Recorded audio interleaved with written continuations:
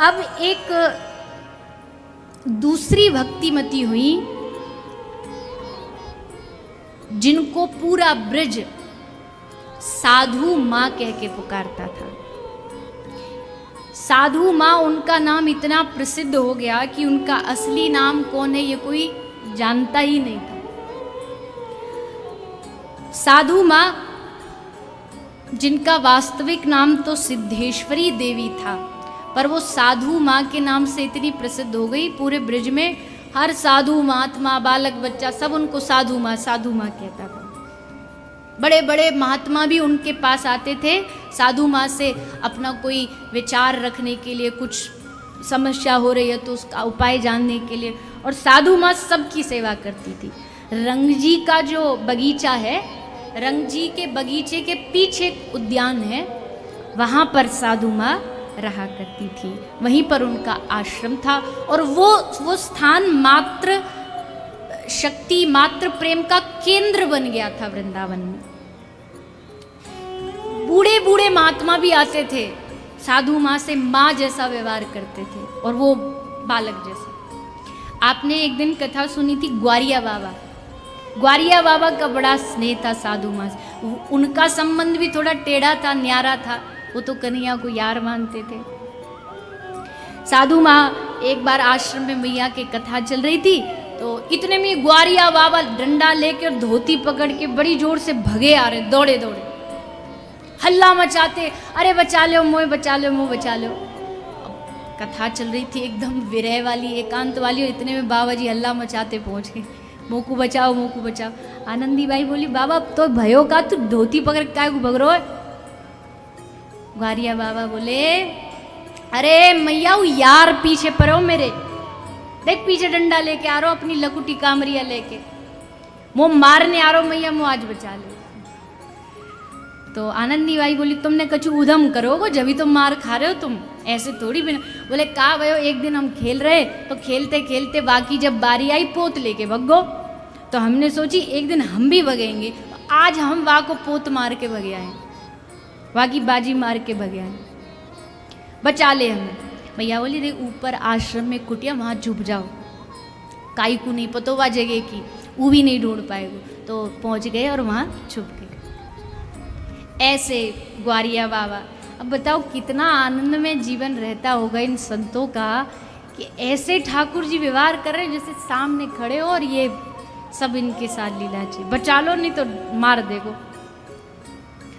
और जब कथा वथा सब विश्राम हो गई तब फिर नीचे उतरे, बोले अब चले गो, अब जा सकूं आराम से। तो ऐसे निराले, अब कोई दुनिया वाला देखेगा ना इनको तो कहेगा कि ये भी बावरी और ये ग्वारिया बाबा भी बावरा। जब कोई चीज़ दिखाई ही नहीं देती तो हम कैसे मान लें?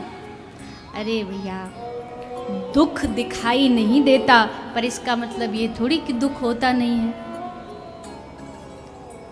हर्ष दिखाई नहीं देता, हर्ष का कोई, खुशी का कोई रंग थोड़ी है कि काला है कि पीला है कि हरा है, पर फिर भी खुशी तो खुशी है। मन का उदाहरण ही ले लो, पूरी दुनिया मन से त्रस्त है, हमारा मन नहीं लगता, हमारा भजन में मन नहीं लगता। अब कोई तुमसे पूछे कि मन दिखता कैसा, बताओ? लंबा चौड़ा छोटा बड़ा काला हरा पीला सफेद, कैसा है मन? बोले ये तो हमको पता ही नहीं, बस है मन, दिखता नहीं इसका मतलब ये नहीं है, नहीं है। तो इन सब लोगों के साथ जो लीला ठाकुर जी करते हैं ना, वो अति आनंद, जैसे कोई पिक्चर सामने चल रही हो, इन रसिकों को भगवान ऐसे दिखाई देते हैं कि ये देखो अब आ गए, अब ये कर रहे, अब वो कर रहे। मैंने एक दिन आपको बीच में एक उदाहरण दिया था, ऐसे बहुत सारे वक्त है अभी भी जो ऐसे सामने बातें करते ठाकुर जी से और फिर सब लीला बताते हैं कि अब ये चल रहा है, अब वो चल रहा है। तो साधु माँ का प्रागट्य जो हुआ है ये अद्वैताचार्य प्रभु के वंश में हुआ है। अद्वैताचार्य प्रभु जो हमारे पंच तत्वों में से एक हैं, श्री कृष्ण चैतन्य प्रभु नित्यानंदा, श्री अद्वैत गदाधर श्रीवासादि गौर भक्त वृंदा। तो अद्वैताचार्य जो हैं इनके वंश परंपरा में ही साधु माँ जी का प्रागट्य हुआ। गोविंद चंद्र गोस्वामी के घर ये प्रकट हुई बेटी के रूप में। इनके पिताजी ठाकुर सेवा करते थे, ये भी उसमें लग गई। पिताजी शास्त्रज्ञ थे, बहुत बड़े विद्वान थे, इन्होंने भी बहुत सारे शास्त्र इत्यादियों का ज्ञान प्राप्त कर लिया। कुछ समय बाद पिता का देह वसान हो गया, तो फिर इन्होंने प्रबोधानंद सरस्वती की वंश परंपरा से विरक्त वेश ग्रहण किया। विरक्त वेश ग्रहण करके महाप्रभु के अनुगत होकर के श्री चैतन्य महाप्रभु की परंपरा के अनुसार ये निकल पड़ी घर छोड़ करके। भ्रमण करती करती एक चक्राधाम पहुंची, जहां नित्यानंद महाप्रभु का प्रागट्य है। श्रीमद नित्यानंद महाप्रभु के एक चक्राधाम में दर्शन करने के उपरांत ये तारापीठ पहुंची, माँ देवी को मनाया रिझाया उनकी। फिर बेलूर घाट गई, गंगा तट पर जाकर के उन्होंने कठोर साधना कठोर तपस्या की, और कुछ दिन पश्चात फिर ये वृंदावन में वंशीवट में आकर के रहने लगे।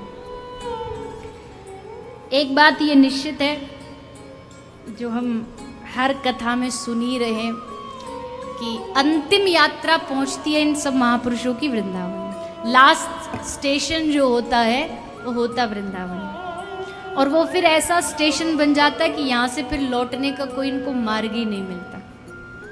पहले खूब भटके, यहाँ गए वहाँ गए, इस तीर्थ में गए, ये साधनाएं की वो साधनाएं की, पर अंत में वृंदावन में आकर के ऐसा ब्रेक लगता है कि फिर यहाँ से निकलना, क्योंकि ये जो ब्रज भूमि है इसमें एक चुंबकीय शक्ति होती है।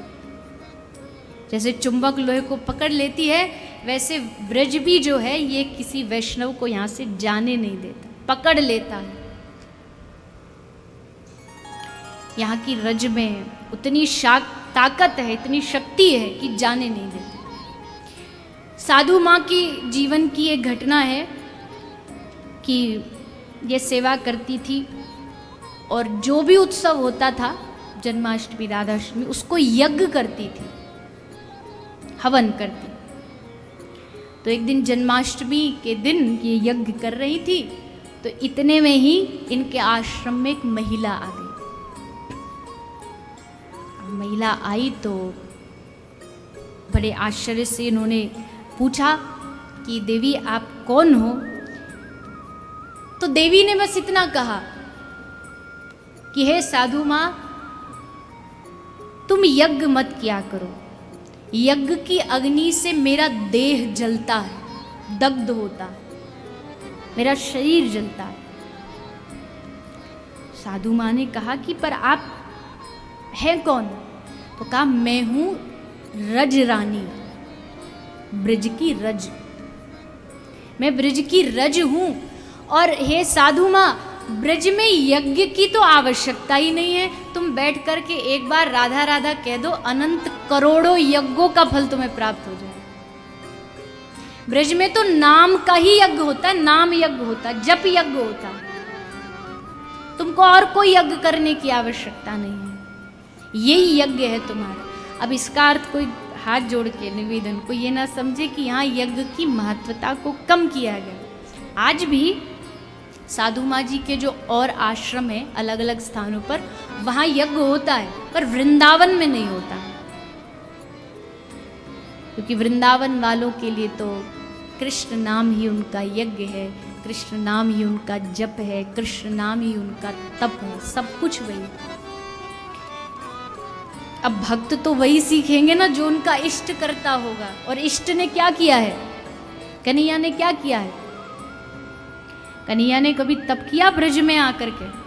हाँ, जब द्वारिका नाथ बन गए तब सारे विधि विधान निभाए इन्होंने द्वारिका में जाके, पर ब्रज में आके तो चोरी करना, नाटक करना, झूठ बोलना, लीलाएं करना, यहाँ से वहाँ उदम करते घूमना, यही सब किया ठाकुर जी ने। एक बार यज्ञ किया भी था, वो भी झूठा। कई बार कथाओं में वो लीला आई है कि रोज खेलते थे, आज सखाओं से बोले चलो आज यज्ञ खेलेंगे, यज्ञ खेलेंगे। बोले भैया यज्ञ तो खेल लेंगे, पर बाकू तो पंडित जी चाहिए, एक पंडित चाहिए जो बढ़िया शुद्ध मंत्र उच्चारण कर सके। ठाकुर जी बोले हम पंडितन के पंडित हैं।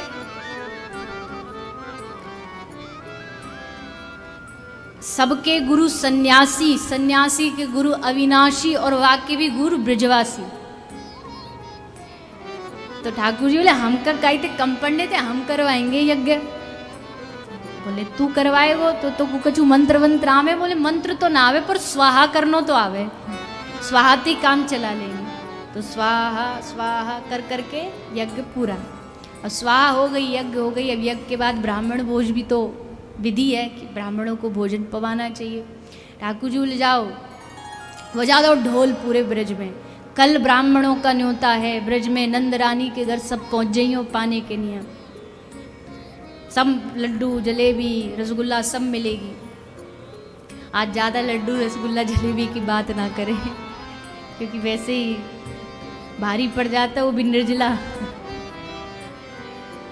तो बोले कल आ जाइयो, सब चकाचक माल मिलेगो। तो सारे पंडित जी पहुंच गए। सुबह हुई नहीं कि बाहर जमात लग गई पंडित जी की। पंडित जी दरवाजे खटखटाए, भीतर ते मैया बिचारी आई काम छोड़ के, दरवाजा खोलो, देखो सब ब्राह्मण देवता खड़े हैं। प्रणाम, आप सबन को प्रणाम, मेरे धन्यवाद, आप पधारे, पर क्यों पधारे? आपके आने को यहाँ कारण का है? पंडित जी बोले हाय राम, ये गजब है। दो चार तो सुन के लुढ़क गए।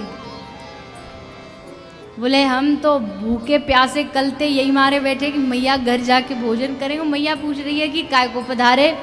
हम ते नहीं, अपने छोरा ते पूछ काय को पधारे, तेरे छोरा ने निमंत्रण दियो, वन बुलाए। अच्छो लाला तेने बुलाए का? बोले नहीं मैंने तो नहीं बुलाए। बोले ये तो कह रहे हैं पंडित जी, बोले तुमने कल घोषणा करवाई। ठाकुर जी बोले देख भैया ये बेचारे सूदे सादे बामन, इनको कछु पतो नहीं दतो नहीं।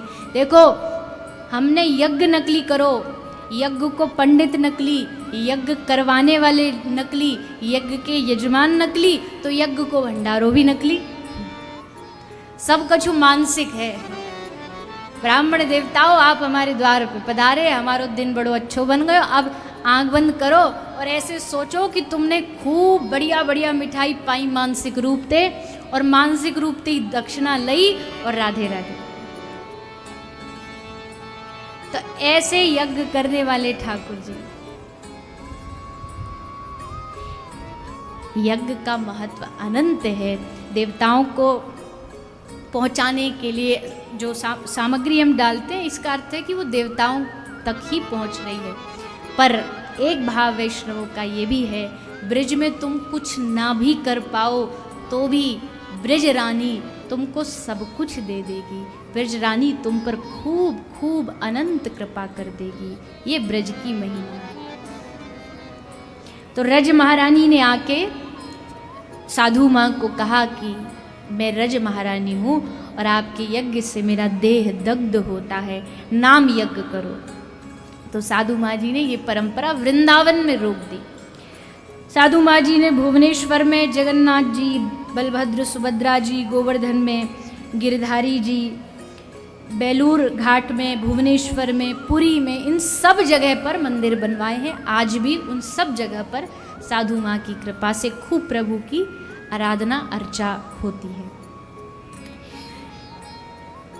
साधु माँ का राधा रानी में भी खूब प्रेम था, यद्यपि वो गौर उपासिका थी, चैतन्य महाप्रभु की ही परंपरा से थी। गौर निताई में उनकी श्रद्धा थी, पर श्री राधा रानी में भी उनकी अनुपम श्रद्धा थी।